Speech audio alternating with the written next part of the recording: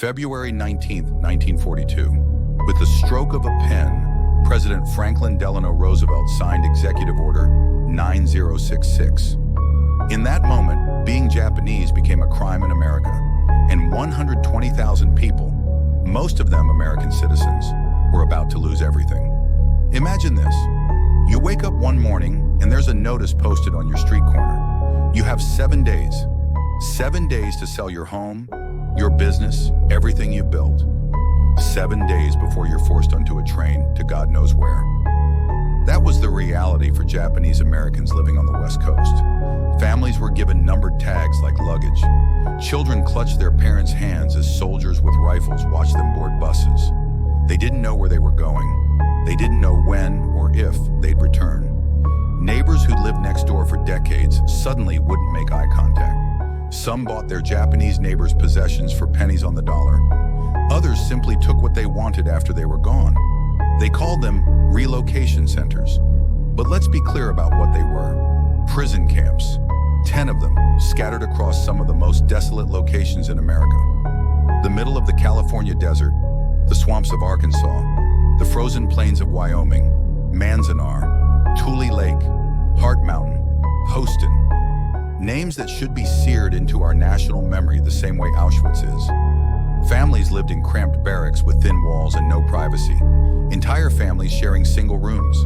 They ate in mess halls, used communal bathrooms, and tried to maintain dignity while guards in watchtowers pointed guns at them.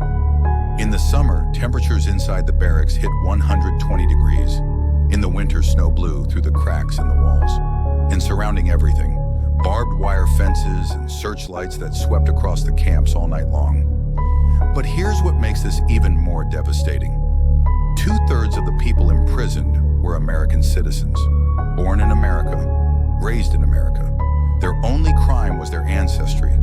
There was no trial, no due process, no evidence of espionage or sabotage, just fear, racism, and the government's willingness to abandon its own principles when it became convenient. And while their families were locked behind barbed wire, thousands of Japanese American men volunteered to fight for the country that had imprisoned them. The 442nd Regimental Combat Team became the most decorated unit in U.S. military history for its size and length of service. They fought in Europe. They bled for America. They died for America. While their parents and siblings sat in camps in the California desert. The camps didn't close until 1945, after the war ended. Families walked out with $25 and a train ticket, returning to communities that didn't want them back. Their homes were gone. Their businesses were gone. Their lives had to be rebuilt from nothing. For decades, the government refused to acknowledge what it had done. It wasn't until 1988, 46 years later, that President Reagan signed the Civil Rights Act, apologizing for the internment and providing reparations of $20,000 to surviving victims. $20,000 for years of imprisonment, for lost homes, lost businesses, lost childhoods. For the message that your citizenship means nothing if you look like the enemy. This wasn't ancient history. There are people alive today who remember being children behind that barbed wire, who remember the humiliation, the fear, the cold. And the question we have to ask ourselves is simple. Could it happen again? Because it didn't take a dictatorship to make this happen. It took a democracy. It took American citizens who were willing to look the other way.